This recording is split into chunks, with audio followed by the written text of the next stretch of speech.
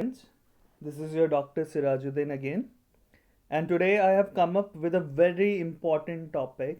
Yes, let me highlight this very important and prominent topic for the competitive exams. इस lecture से बहुत सारे questions आते हैं, तो माइंड इट, आपको पूरा देखना है, ये पूरा लेक्चर आपको देखना है। एंड इसमें बहुत सारी याद करने वाली चीज़ें हैं जो आपको याद करनी है, स्ट्रेस ऑन करना है। Okay, so today our lecture is all about indices of aridity or drought. Okay, so let us start without any ado. So first of all, the question comes to your mind, why is it important to assess the degree of aridity? तो basically जो degree of aridity उसको assess करना important क्यों है, क्यों हम indices use कर रहे हैं एरिडिटी को एसेस करने के लिए या ड्रॉट को एसेस करने के लिए। Okay, so the first point comes here.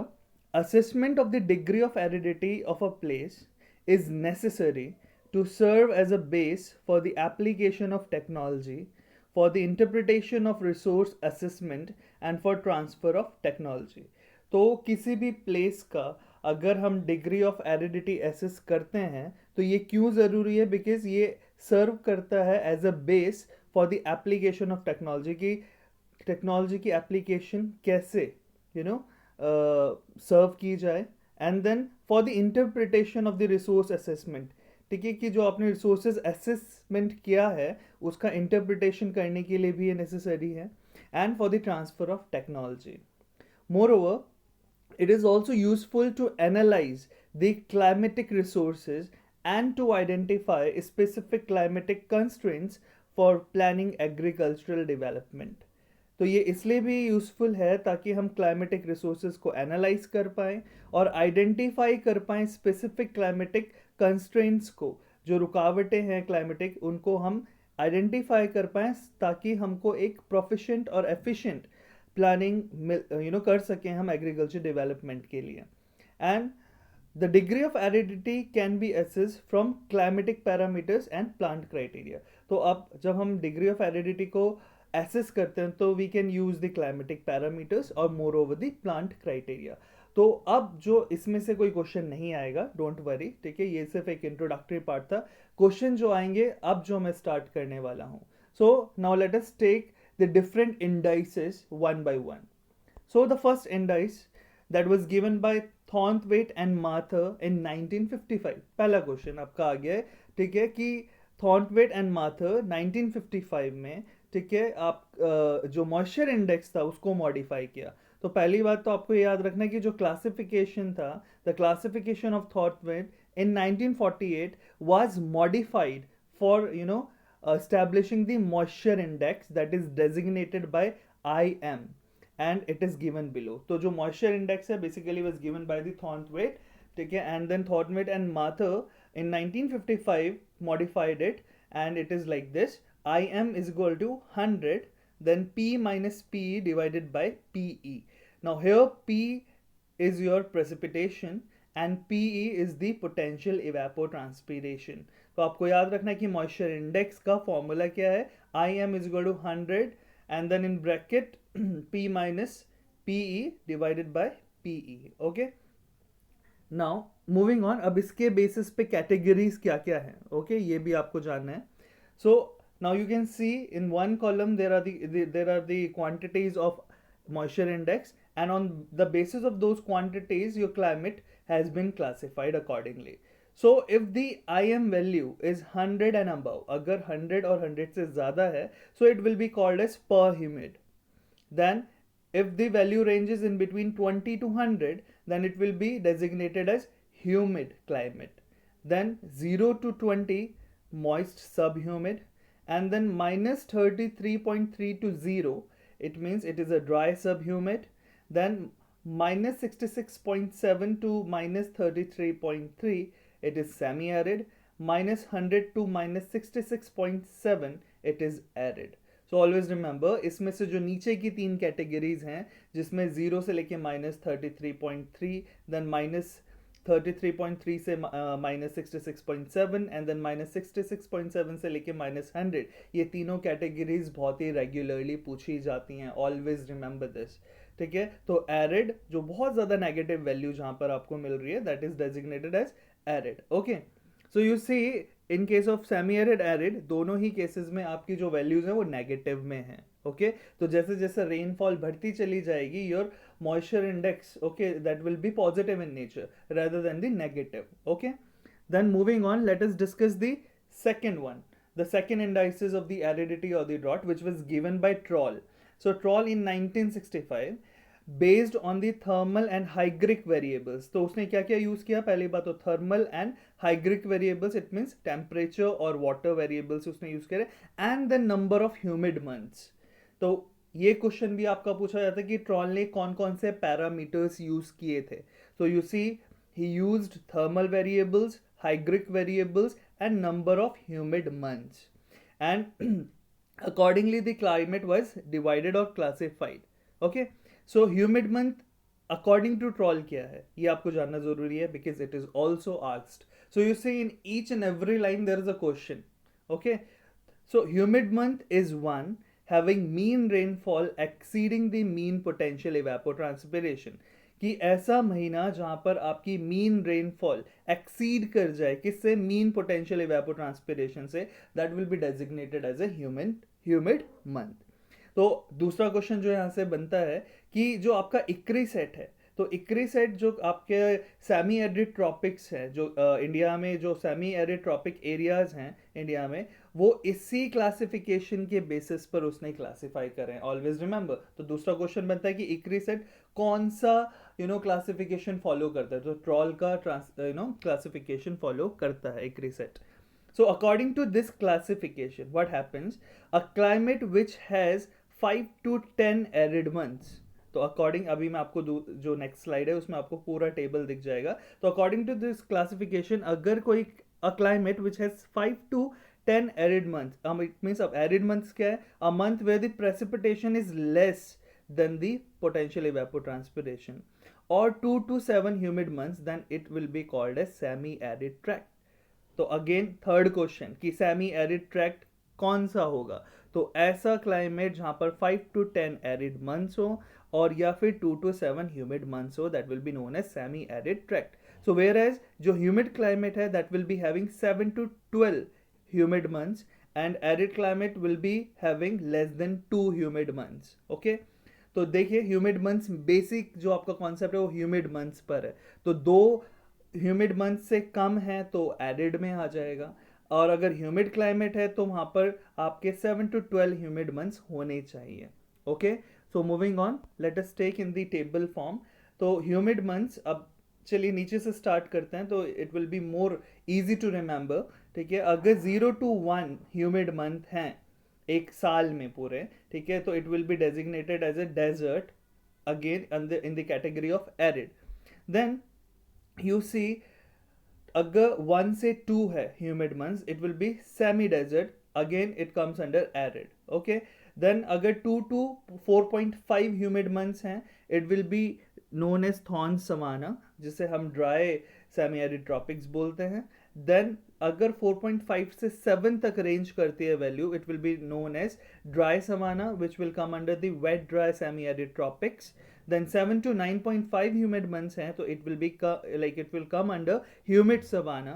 and then 9.5 से अगर 12 months हैं, ठीक है, तो it will be known as tropical rain forest. and let me tell you, तुम आपको ये सारे याद करने हैं, ठीक है, क्यों, क्योंकि आपका एग्जाम में कोई सी भी कैटेगरी पूछी जा सकती है. ओके, सो आप अब यहाँ पे पॉज कर सकते हैं, नोट डाउन कर सकते हैं, and these are very easy to remember, आपको बस मेमोराइज करने की देर होती है. Okay, then moving on, let us talk about the third indices that was given by Papadakis. ठीक है, तो 1961 में, तो moisture index which is designated by H. okay, and moisture index जो होगा ये it will be based on precipitation, soil moisture storage and your PET. so what is it? H is equal to P plus W divided by E. So here your P is the monthly precipitation, okay, E is your monthly potential evapotranspiration, and W is your water stored from the previous rainfall, कि पहली जो rainfall है उससे कितना पानी store हुआ है.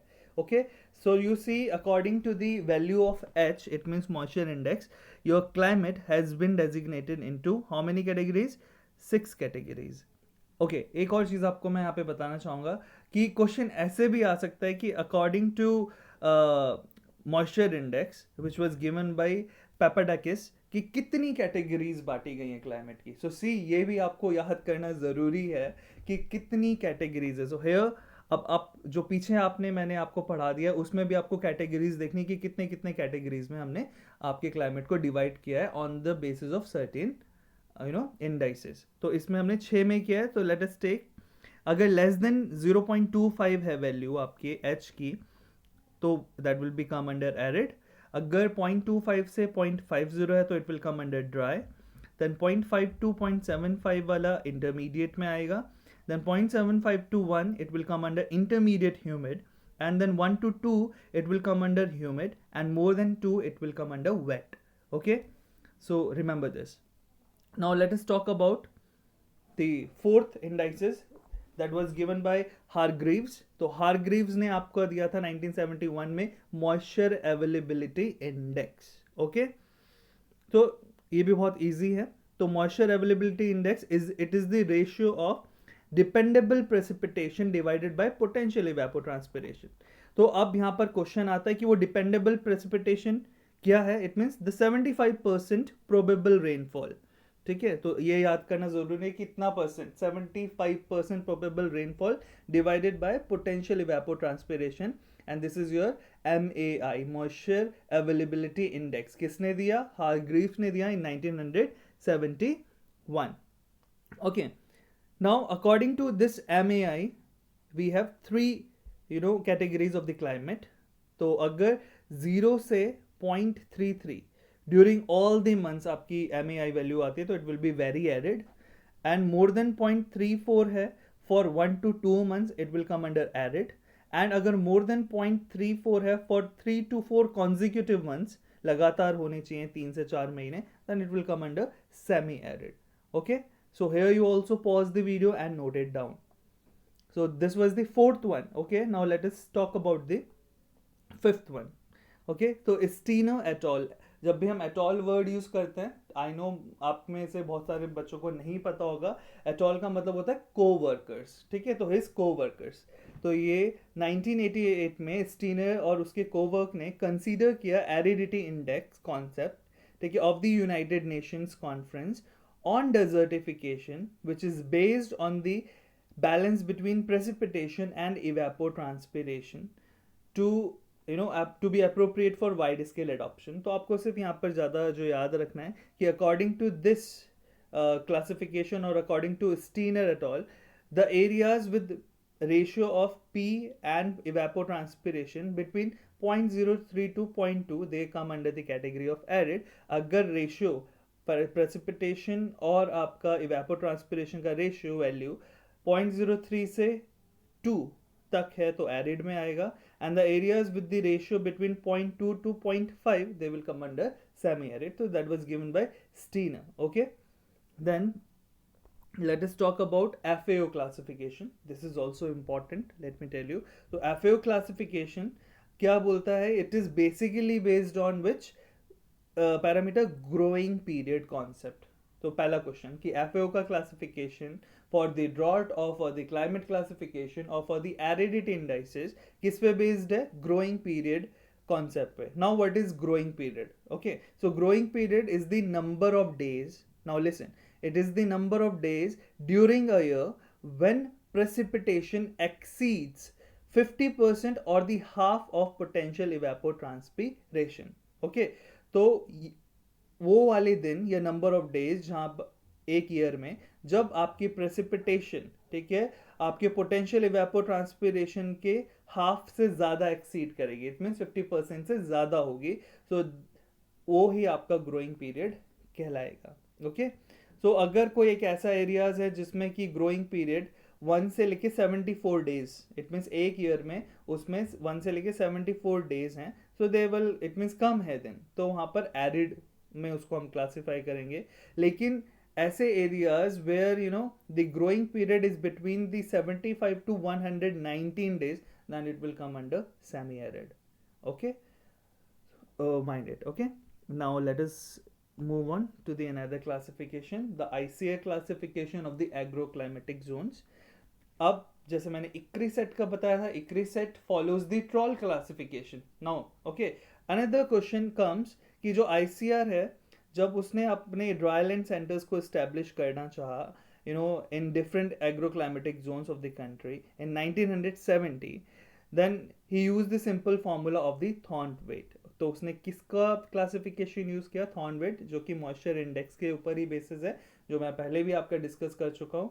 Okay, 100 P minus P upon PE. तो जो थॉर्नवेट एंड माथर थे 1955 में, उन्होंने 6 कैटेगरीज दी थी, जैसे कि हमने पहले पढ़ चुका है. लेकिन जो आईसीआर है, ठीक है, उसने बेसिस तो थॉर्नवेट और माथर का ही लिया, लेकिन उसने 8 मॉइस्चर इंडाइसेस यहाँ पर कैटेगराइज करी. तो ये आपको याद रखना है कि जो ओरिजिनल है थॉर्नथवेट एंड माथर, उसमें 6 कैटेगरीज हैं, but ICR which is based on the Thornthwaite classification has 8 moisture indices with 8 moisture belt indicating 8 zones of India. अब what are these 8 zones? You need to know this. So zone number 1, अगर moisture index less than -80 है तो extremely dry. Then zone number 2, -60 से -80 है तो semi dry. Then third zone is -42 to -60 dry. Then -20 to -40 slightly dry. Then 0 to -20 it will be slightly moist. Then 0 to +50 moist. +52 +100 it will be wet. And if it is more than +100 it will be extremely wet. So always remember, जहाँ पर देखिए negative values आ रही हैं, it is indicating dryness or the aridity. But whereas your positive values are indicating the wetness or the humid nature. Okay. Moreover, और क्या पूछा जाता है? Yes, एक और क्वेश्चन आपका पूछा जाता है कि जो एक्रिप ऑन ड्राईलैंड एग्रीकल्चर है, that is all India coordinated research project. What? All India coordinated research project on dryland agriculture of the ICR only. It has divided the climate into three types, and again it is based on MDI, that is moisture deficit index. And moisture deficit index क्या है आपका? P minus PET divided by PET. Okay, so here PET आपका जो है, it is based on the temperature now again. तो जहाँ पर temperature पे बेस करेगा, और इसका जो रिलेशन है वो क्या है? PET is equal to 2 times of temperature. Which temperature? I am talking about the average temperature. Okay, so according to first question बनेगा कि एक्रिप ऑन ड्राईलैंड किसके बेसिस पे डिवाइड करता है? On the basis of MDI, that means moisture deficit index.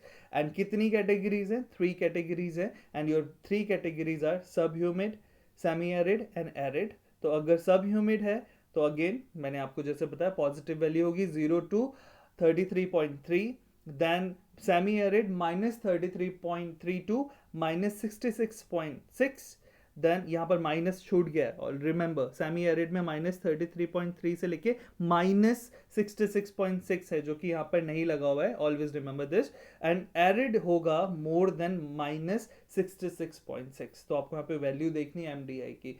And I am highlighting this fact, question आता ही आता है इसमें से. ओके, और कभी कभार बच्चे गलत करके आ जाते हैं because of the positive sign और because of the negative sign. ठीक है, तो ऑलवेज रिमेंबर कि जब एरिडिटी या आप ड्राइनेस की बात करेंगे, योर सर्टेनली योर और generally your values are in the negative term. Okay, and whereas in case of humidity your values are in the positive terms. So I know बहुत सारे indices मैंने बताए हैं. It may look very hard to you, but let me assure you, जब मैं कर सकता हूँ तो आप भी कर सकते हैं, और ईजिली आपको याद हो जाएगा. जब आप इसको पढ़ें तो उसको लिख के भी देखें, ठीक है, ताकि आपका रिटेन होता रहे. एंड मोर ओवर देखिए, पहले कॉम्प्रहेंशन बहुत ज़रूरी है. तो first of all you comprehend the matter, and once you have comprehended it then you will start your revision. तो रिविजन भी बहुत मस्ट है, बार बार उसको एक बार देख लेना, ठीक है, ज़रूरी है, ताकि आपके माइंड में ये रह जाए. अदरवाइज स्किप होता चला जाता है. तो आपको दिन में लाइक आपने आज पढ़ा, देन 2-3 दिन बाद आपने एक बार इसे फ्लैशबैक दे दिया, एक बार दोबारा इसको देख लिया, तो ये आपकी मेमोरी में बैठ जाएगा, ठीक है. Always remember this. So this is all for the day, and I hope you have liked the lecture. And if you want to give any kind of suggestions to improve the lectures, you can give your suggestions in the comment box. And I certainly appreciate when you know, comment in this comment section and give your suggestions, give your appreciation. So it acts as a motivational factor to me to create more videos for you all. So do share, comment and subscribe my YouTube channel Agri-Tutorial. And yes, do not forget to press the bell icon to, you know, get the notification of the regular videos. So this is all for the day. Stay safe, stay at your home. Thank you very much, class.